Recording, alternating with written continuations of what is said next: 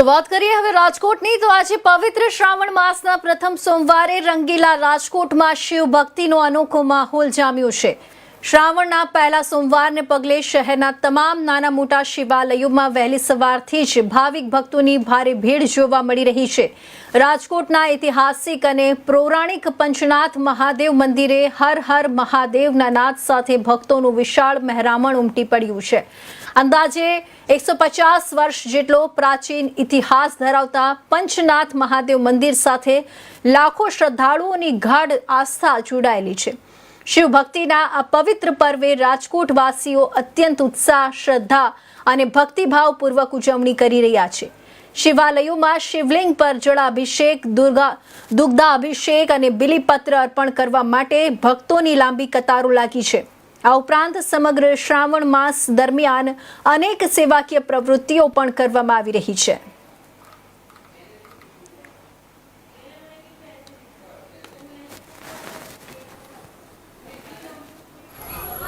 પંચનાથ મંદિરમાં આજે શ્રાવણ માસનો પ્રથમ સોમવાર છે ત્યારે ખૂબ મોટી સંખ્યામાં ભક્તો અહીંયા દર્શનાર્થે આવી રહ્યા છે। બપોરે 11:30 થી 12:30 મહાપૂજા પણ મહાદેવની થશે। ત્યારબાદ મહાદેવનો શણગાર થશે અને મોડી રાત સુધી મહાદેવના દર્શન લોકો કરવા રાજકોટના ખૂબ મોટી સંખ્યામાં આવતા હોય છે। એટલું જ નહીં, અહીંયા સાંજે પ્રસાદ વિતરણ પણ તમામ ભક્તજનો માટે હોય છે। આ સિવાય રોજ 150 જેટલા બ્રાહ્મણોને બ્રહ્મભોજન આ ટ્રસ્ટ તરફથી આખા મહિના દરમિયાન કરાવવામાં આવે છે। અહીંયા આ એક જ એવું મંદિર હશે જ્યાં સ્વાસ્થ્યનું મંદિર પણ ચાલે છે, એટલે જનરલ મલ્ટી સ્પેશિયાલિટી એક ખૂબ મોટી હોસ્પિટલ ચાલે છે રાહત દરે, અને શિક્ષણનું મંદિર પણ છે। એટલે આપ જોઈ શકો છો એમ બાળકો પણ અહીંયા શિક્ષણ મેળવી રહ્યા છે ને અતિ રાહત દરે। કદાચ આખા ગુજરાતમાં એક જ ધાર્મિક સ્થળ એવું કે જ્યાં મહાદેવની પૂજા થાય અને મહાદેવની સાથે સાથે શિક્ષણ અને સ્વાસ્થ્યની પણ કાર્ય થઈ રહ્યું છે। ધન્યવાદ। મીનાબેન રેલવાણી। અહીં કમ સે કમ 25 વર્ષથી દર્શન કરવા આવું છું।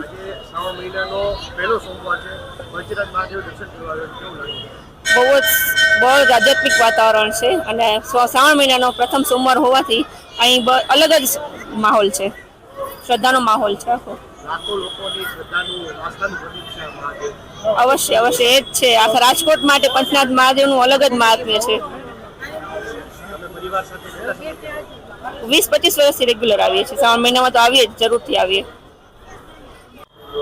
પવિત્ર શ્રાવણ માસનો આજે પહેલો સોમવાર છે ત્યારે જે કહેવાય કે રાજકોટનું પંચનાથ મહાદેવ મંદિર છે તે સૌ લોકોના આસ્થાનું પ્રતીક છે। તે દ્રશ્યમાં જોઈ રહ્યા છે કે આ જે પંચનાથ મહાદેવનું મંદિર છે તે આજ સવારથી જે કહેવાય કે હર ભોલે અને બમ ભોલેના નાદ સાથે શ્રદ્ધાળુઓથી ઉમટી પડ્યું છે। સવારથી જ આ મંદિર ખાતે જે કહેવાય કે લોકોની અને શ્રદ્ધાળુઓની દર્શનાર્થીઓની ભારે ભીડ છે તે જોવા મળી રહી છે।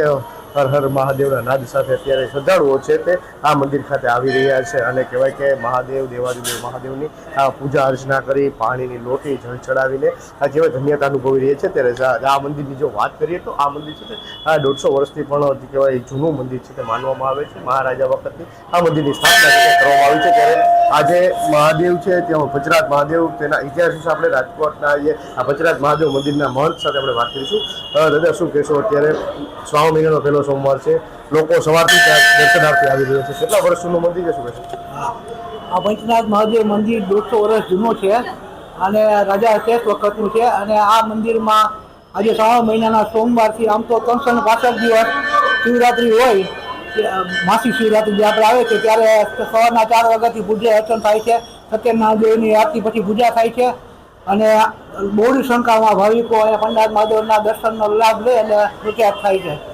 અને આ મંદિરનો દર સોમવારે ઘીની મહાપૂજાના દર્શન કરવામાં આવે છે અને બપોરે 11:30 મહાપૂજા પણ અહીંયા પંચનાથ મહાદેવના અભિષેકને બધું થાય છે। એમાં ભાવિકો ખૂબ બહોળી સંખ્યામાં ભાગ લે છે અને બપોરે પંચનાથ સંસ્થા દ્વારા બપોરે 11:15 થાળની પણ ભગવાનને બધી વ્યવસ્થા કરવામાં આવી છે અને 365 દિવસ ભગવાનને ભોગ લગાવવામાં આવે છે। વાત કરીએ તો જે શ્રાવણ મહિનાનો પ્રથમ સોમવાર છે, શ્રાવણ મહિના દરમિયાન કેટલા શ્રદ્ધાળુઓ છે તે મંદિરે દર્શનનો લાભ લેતા હોય છે અને શું શું વિવિધ કાર્ય થતા હોય છે? આ શ્રાવણ માસ દરમિયાન દર સોમવારે ઘીની મહાપૂજાના દર્શન તો હોય જ છે, સાથે સાથે જન્માષ્ટમી ને બધી આપણે તહેવારો ઉજવવામાં આવે છે અને શ્રાવણ મહિનાના છેલ્લે દિવસે એટલે અમાસના દિવસે પંચનાથ દાદાની નગર યાત્રા નીકળે છે। સાંજે 6 વાગે પૂજા અર્ચન કરીને. વાત કરીએ તો આ મંદિરની તો અતિ પૌરાણિક મંદિર છે, મહારાજા વખતે બનાવેલું છે. મંદિરના ઇતિહાસ વિશે શું કહેશો? આ મંદિરમાં જે ભાવિકો પોતાની શ્રદ્ધા લઈને આવે છે, જે મનોકામના લઈને આવે છે, એ પન્ના દાદા એની પૂરી કરે છે.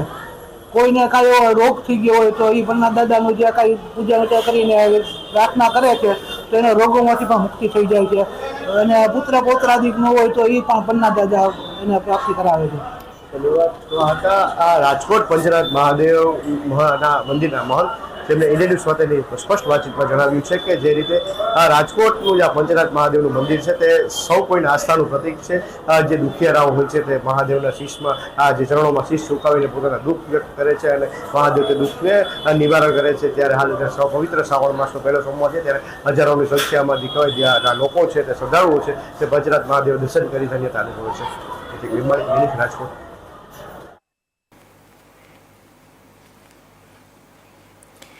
તો આ તરફ પવિત્ર શ્રાવણ માસના પ્રથમ સોમવારે સુરત ગ્રામ્યના શિવ ભક્ત મંદિરોમાં ભક્તિનો માહોલ જોવા મળ્યો હતો.